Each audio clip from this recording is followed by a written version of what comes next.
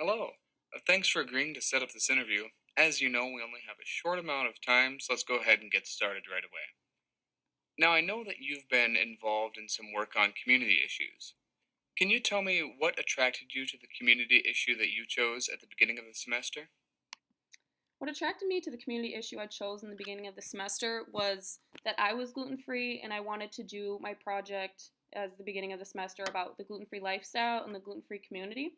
So I've been gluten free for about 3 years now, and I know that from working at a gym in my past that gluten free is also a health thing as well as a disease or medical illness. So I thought it would be interesting to convey it to the class that it could be either or, and what kind of things to do if you think you may have an allergy or an intolerance to gluten, if you want to go gluten free for health reasons, and what kind of things to start doing to start the process of becoming gluten free, as well as what kind of foods have gluten, what don't, the symptoms, the whole ordeal of what the gluten free lifestyle is all about, not only for me but for the community I'm involved with as well. Okay, thank you. Now, your materials also said that you were involved in a community issue team project that focused on a call to action. Can you share with me what call to action your team put forward and why you chose that call to action? The call to action me and my partner Emily chose was teacher salary.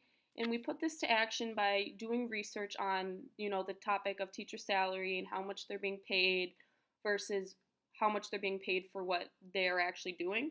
And we found out that, teacher quality does affect how much they are being paid. And this really, interests and relates to me and Emily because we are both in the elementary education program.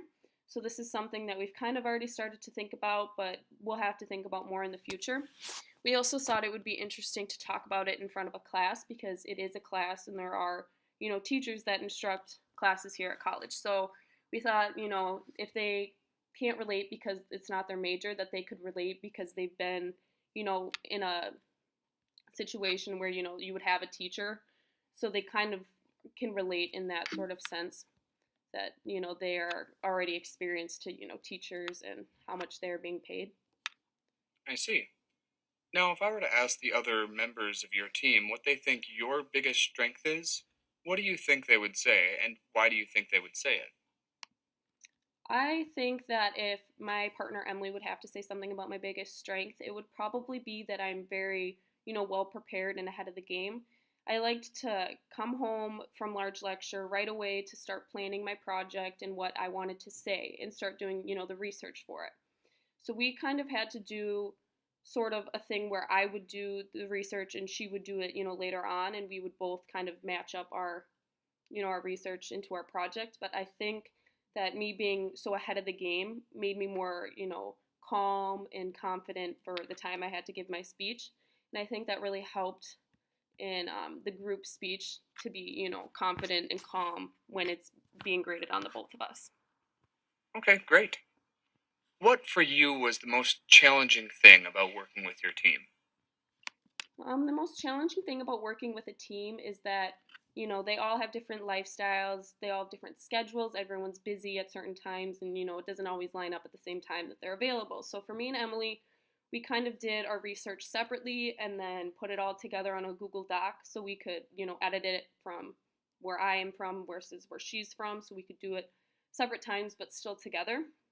So we did that, and then we would kind of meet up when we had a little bit of time to, kind of reorganize how we wanted our project to look.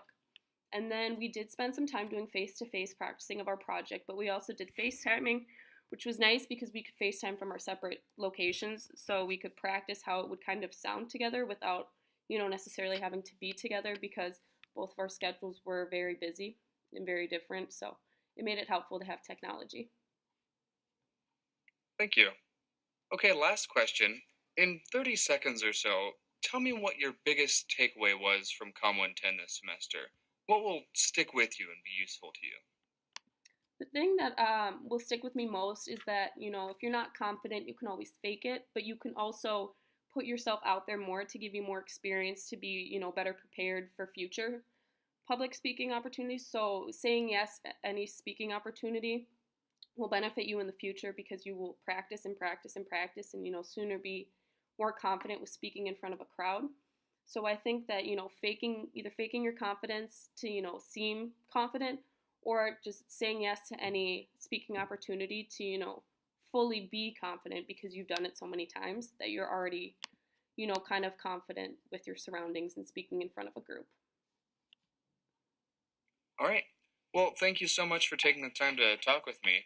We'll probably be in touch with you in the next few weeks or so. Take care. You too. Have a nice day.